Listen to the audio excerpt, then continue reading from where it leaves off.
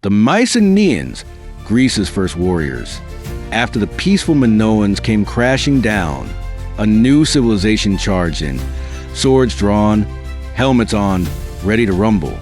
They were called the Mycenaeans, and they were Greece's first true Greeks. They lived on the Greek mainland over 3,000 years ago, from around 1600 to 1100 BCE.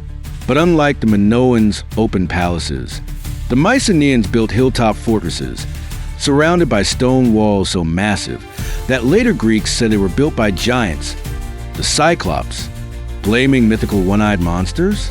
Classic. These cities, like Mycenae, Pylos, and Tiryns, had a grand hall at the center called Megaron, where the king or Wanax ruled. Basically, the Wanax was part warrior, part CO, and maybe a little dramatic. These kings were rich, and we know because they were buried with gold masks, weapons, jewelry, and treasure. Ever heard of the Mask of Agamemnon? It came from a Mycenaean tomb, though spoiler alert, it might not actually be Agamemnon. Call it ancient history's most famous case of mistaken identity. They also wrote stuff down in Linear B, the first written form of Greek. They carved it into clay tablets to track goods, food, weapons, like ancient receipts. 1 sword, 2 goats, 3 jars of olive oil. Yep, all here.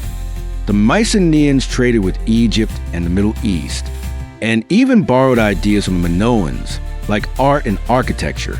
But while the Minoans painted dolphins and dancers, the Mycenaeans painted armor, chariots, and war scenes. And they inspired some pretty epic stories. The Iliad and Odyssey, with heroes like Achilles, Agamemnon, and Odysseus, were set during the Mycenaean age. And yes, they may have fought in a real Trojan War around 1200 BCE. We're still debating if that wooden horse was real. But soon after, things fell apart. Around 1100 BCE, their cities collapsed and writing disappeared. Some say they were attacked.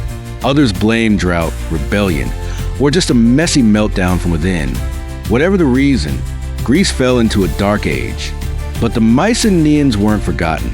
Their stories lived on, passed down in songs and poems, until Greece rose again. They were warriors, builders, and story makers, and the first to leave their mark as the true Greeks. If you like this video, like, comment, and subscribe. See you next time.